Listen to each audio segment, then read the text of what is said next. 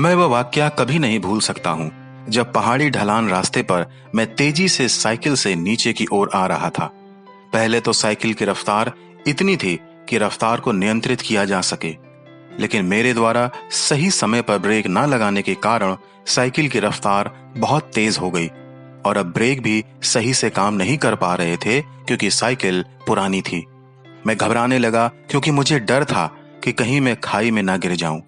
मेरे पास एक ही विकल्प था कि मैं चट्टान से टकराकर साइकिल को रोक दूं, लेकिन उसमें भी भयंकर चोट लगने का खतरा था।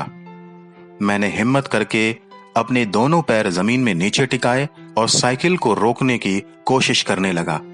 इससे साइकिल की रफ्तार थमी और आखिरकार मुझे साइकिल चट्टान से टकरानी पड़ी। थोड़ी बहुत खरोंच आई, लेकिन कोई गंभीर चोट मुझे नहीं लगी। मित्रों, इसी प्रकार हमारे जीवनों में भी बहुत से ऐसे प्रलोभन, आकर्षण और ऐसी बातें आती हैं जो हमें हमारे पतन की ढलान पर ला देती हैं। पहले तो हमें इसका पता नहीं चलता, लेकिन कब हम इन बातों में जकड़ते चले जाते हैं हम खुद नहीं जान पाते हैं। लेकिन यदि हम सही समय पर संभल जाएं और अपने सोच विचारों और निर्णयों पर सही समय पर ब्रेक लगाना आरंभ कर दें, तो हमारा अधिक पतन और नुकसान नहीं होने पाएगा और पतन की ढलान पर हमारी रफ्तार धीमी हो जाएगी और हम अपने को नियंत्रित कर बचा सकेंगे।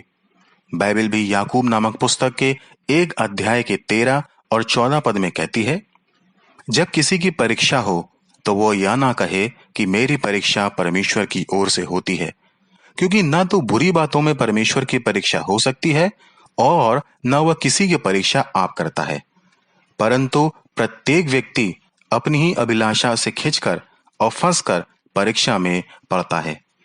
इसलिए मित्रों, आवश्यक है कि हम प्रतिदिन परमेश्वर की आज्ञाओं को जो हमें पवित्र बाइबल में मिलती है पालन करें, जिससे कि हम हर प्रकार के प्रलोभन, आकर्षण और अभिलाषाओं से बच सकें जो हमें पतन की ढलान पर ले जा सकती हैं।